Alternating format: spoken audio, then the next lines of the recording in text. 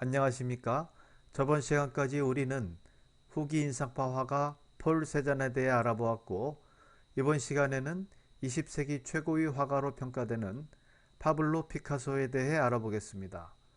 파블로 피카소 하면 우리에게 너무나 잘 알려진 화가지만 우리 모두가 알고 있는 명성과는 달리 아이러니하게도 많은 사람들이 그의 예술 세계에 대해서는 그저 난해하다거나 아무렇게나 그린 그림인데 이해하기 어려운 그림 정도로 인식하고 있는 것 또한 사실입니다. 그렇기 때문에 이번 수업을 통해서 여러분들이 피카소란 화가에 대해 좀 더 이해하고 또 그의 생애와 회화서적 의미 그리고 작품들에 대해 좀 더 가깝게 다가가는 기회가 되기를 기대해 보겠습니다. 그럼 지금부터 파블로 피카소에 대해 알아보겠습니다. 파블로 피카소는 1881년 10월 25일 스페인 남부 안달루시아 지방의 말라가에서 화가이자 미술교사인 아버지 호세 루이스 블라스코와 어머니 마리아 피카소 로페스 사이에서 태어났습니다. 이때 특이하게도 피카소는 아버지의 성을 따르지 않고 어머니의 성을 따 피카소가 되었습니다. 태어나 고향인 말라가에서 살던 피카소는 그가 10살이 되던 1891년 가족들이 스페인 북부의 라코루냐로 이사를 하게 됩니다. 피카소는 어려서부터 아버지의 영향 때문에 말을 배우기 시작할 무렵부터 그림을 그리기 시작했는데 초급학교에서는 읽기와 쓰기를 어려워했으며 졸업이 어려울 정도로 학습 능력이 저조했지만 그림을 그리는 데에서만큼은 뛰어난 재능을 발휘했습니다. 이분이 피카소의 아버지인 호세 루이스 블라스코이고 이 그림은 피카소가 15살 때 자신의 아버지를 그린 초상화입니다. 이 그림 역시 같은 해 종이에 파스텔로 그린 아버지의 초상입니다. 그리고 이 그림은 역시 피카소가 15살 때인 1896년에 자신의 어머니를 그린 초상화 그림입니다. 그리고 이 사진들은 피카소의 어린 시절 사진들인데 맨 왼쪽의 사진이 피카소가 5살 때의 모습이고 가운데 사진은 피카소가 여동생 롤라와 함께 찍은 8살 때의 모습으로 이 여동생 롤라는 피카소 그림의 모델로 자주 등장하게 되는 인물입니다. 그리고 맨 오른쪽 사진은 15살 때의 피카소의 모습입니다. 피카소가 14살 때인 1897년 여동생 콘치타가 디프테리아로 사망하자 가족들은 큰 슬픔을 겪게 되고 아버지 직장 때문에 카탈루니아 지방의 중심지인 바르셀로나로 다시 이사를 하게 됩니다. 피카소는 이때 정식으로 미술학교에 입학하여 미술 공부를 시작하게 되지만 결석이 잦고 학교 규칙과 생활에 적응을 하지 못해 결국 학교를 그만두게 되며 그 후 피카소는 다시 마드리드에 있는 산 페르난도 왕립미술학교에 다녔지만 결과는 마찬가지였습니다. 17세 때 다시 바르셀로나로 돌아온 피카소는 이 무렵부터 프랑스와 북유럽의 미술운동에 많은 자극을 받게 되고 특히 오규스트 르누아르나 툴루즈 로트렉, 에드바르트 뭉크 등의 화법에 매료되어 이를 습득하려고 노력하였습니다. 그럼 여기서 잠깐 피카소가 그림에 입문한 유년기 시절의 작품들을 한번 보고 가도록 하겠습니다.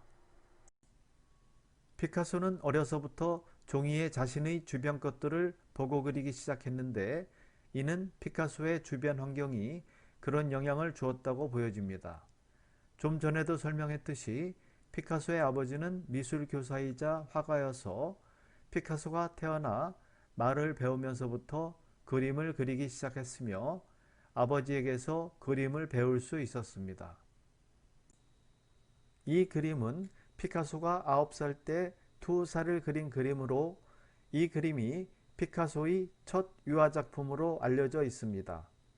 목판에 유화물감으로 그려진 이 작품은 얼핏 보면 그냥 평범한 아이가 그린 그림처럼 보이지만 그림을 유심히 살펴보면 피카소의 천재성을 발견할 수 있습니다.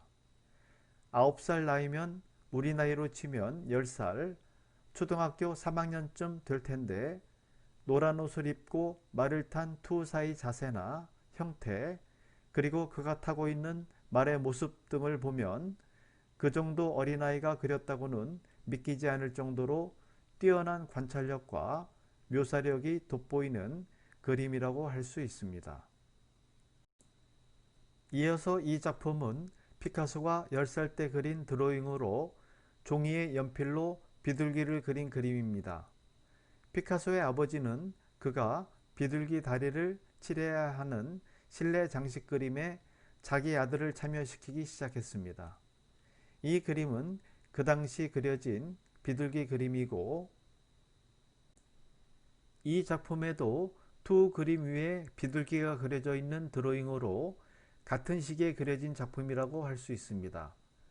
이렇게 피카소의 아버지는 어린 피카소를 자신의 장식 작업에 참여시키며 그가 바르셀로나에 있는 예술 아카데미에 입학하도록 강권한 것도 그의 아버지였습니다. 이 그림은 피카소가 12살 때 토르소 석고상을 대생으로 그린 소묘 그림으로 사물에 대한 관찰력이나 명암 표현 능력이 매우 뛰어났음을 보여주고 있습니다. 이 작품들도 같은 시기 종이에 연필로 그려진 소묘 작품으로 이들 작품들은 바르셀로나 피카소 미술관에 가면 볼 수 있습니다.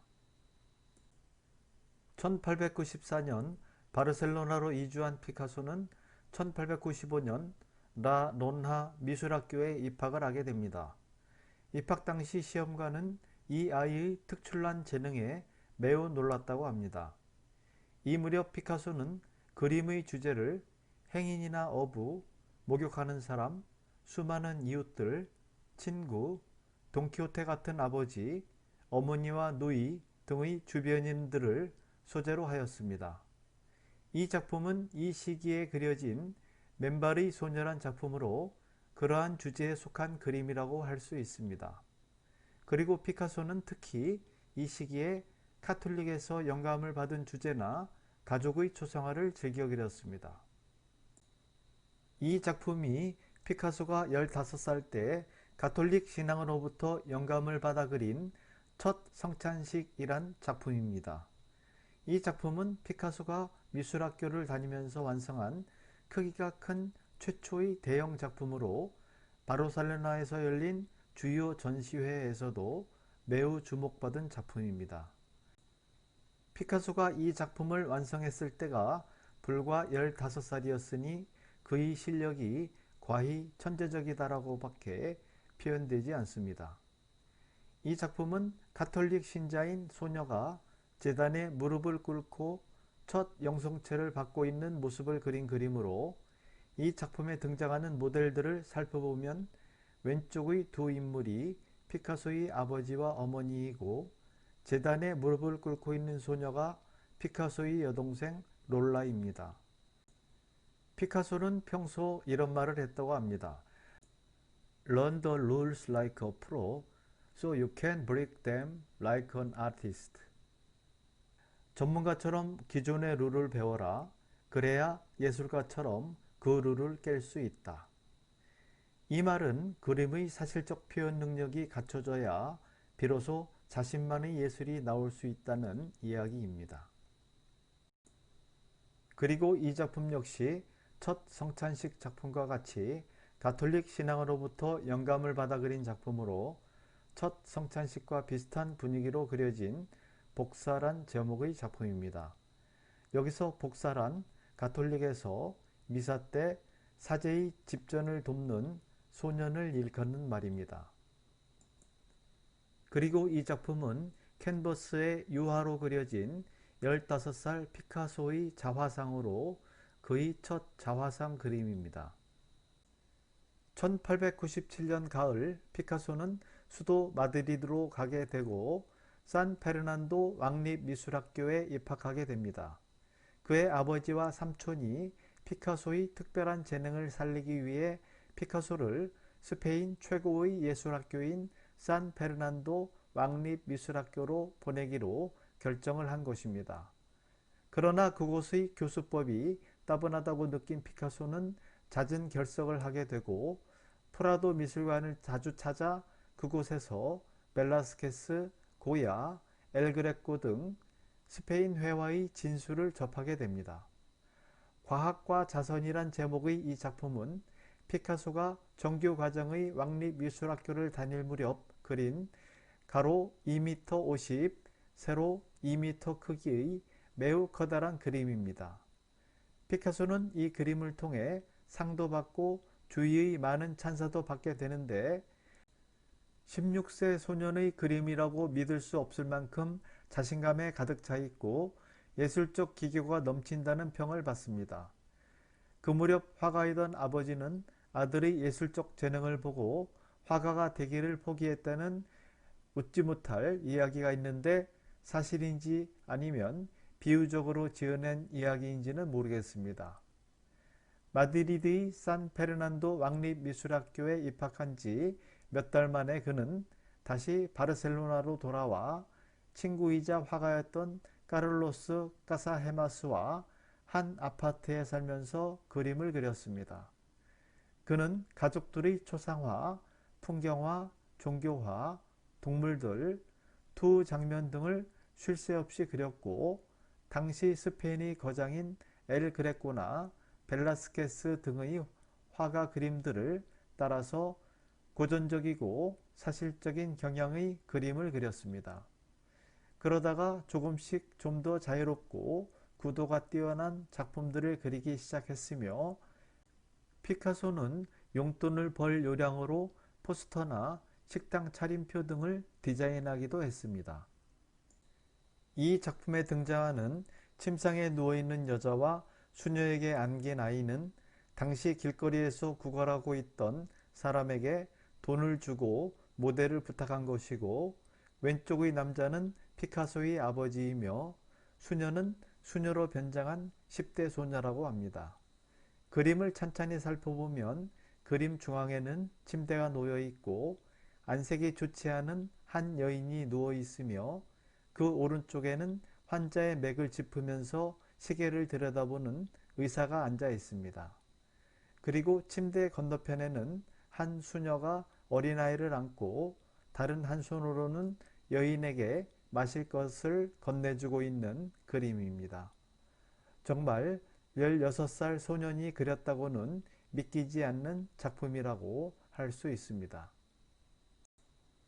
이 작품은 17살의 피카소가 자신의 여동생 롤라 피카소를 모델로 종이에 콩테와 크레용으로 그린 데생 그림입니다.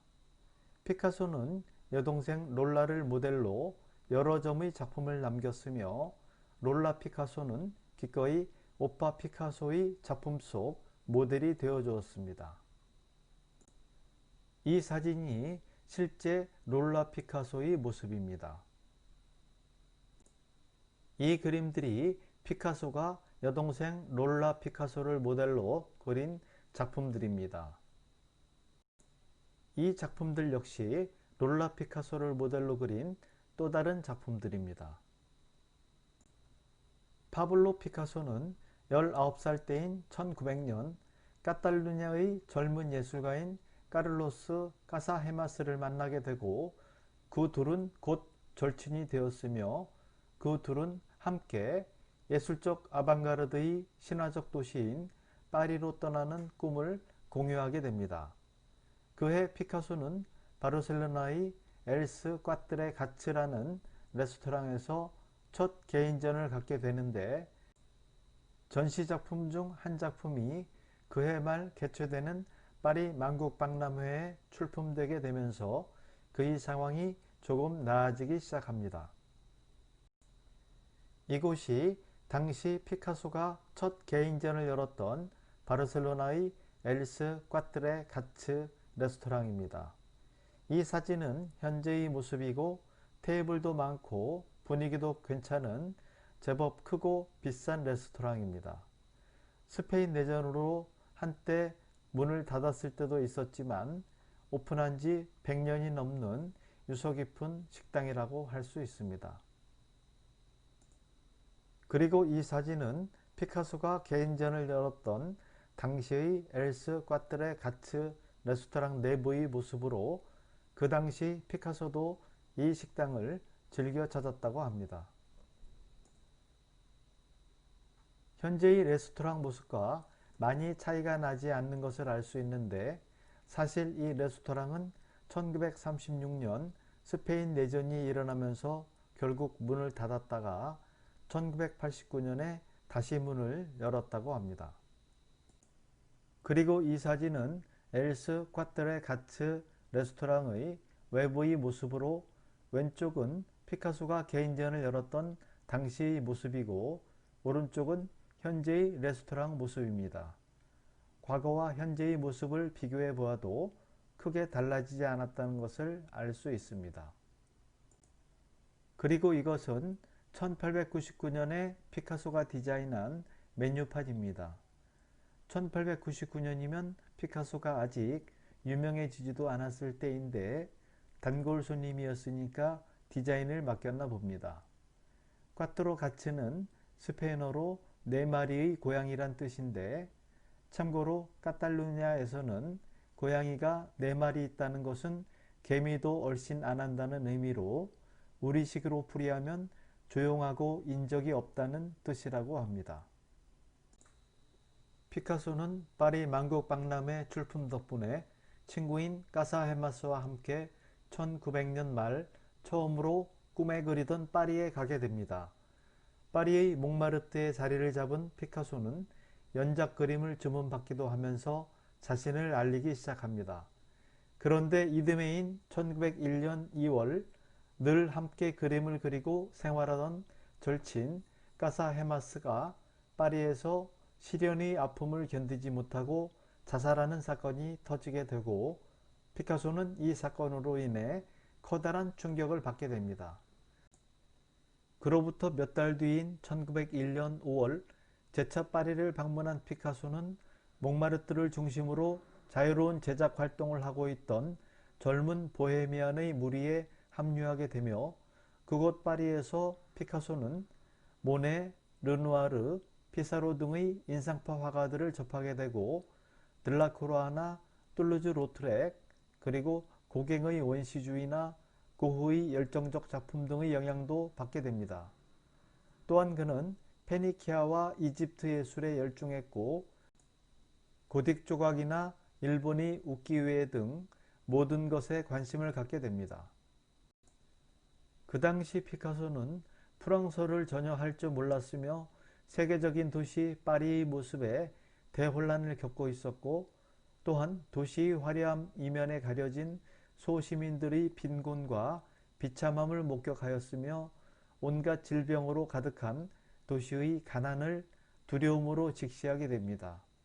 파리의 구석진 다락방에서 추위와 가난을 인내하며 자살을 결심하기도 하지만 당시 요절한 화가들에 비하면 피카소는 비교적 단기간에 명성을 얻게 됩니다. 이 무렵 피카소는 첫 번째 파리 여행 때 동행했던 죽은 까사헤마스가 생각나서 카를로스와 마지막 날을 보냈던 방에 머무르기도 하고 까사헤마스를 죽음에 이르게 한 여인과도 사귀는 등 친구를 잃은 슬픔과 고통 그리고 죄책감에 괴로워하고 불안감에 쌓여 있었습니다. 그런 다음 그는 우울함이나 비참함, 가난, 노년, 그리고 피할 수 없는 죽음과 같은 감정에 대한 그림 연구를 시작합니다. 그의 이러한 불안정한 심리적 배경하에 파리의 비참한 생활상에 주목하게 된 피카소는 거지나 알코올 중독자, 가난한 가족 등 소외된 하층민을 소재로 그림을 그렸는데 청색이 주조를 이루는 이 시기의 그림들을 가리켜 우리는 피카소의 청색시대라고 부릅니다. 피카소의 청색시대는 그가 처음 파리에서 생활하던 1901년 후반기부터 1904년까지가 해당되는데 주로 검푸른색이나 짙은 청록색의 색조를 띤 청색시대의 작품들은 당시에는 거의 팔리지 않았으나 현재는 그의 작품 중 가장 인기가 많은 작품에 속한다고 할 수 있습니다. 그럼 이번 시간은 여기까지 하고 다음 시간에는 이번 시간에 이어서 피카소의 청색시대 작품부터 알아보도록 하겠습니다. 오늘 수업을 마치겠습니다. 감사합니다.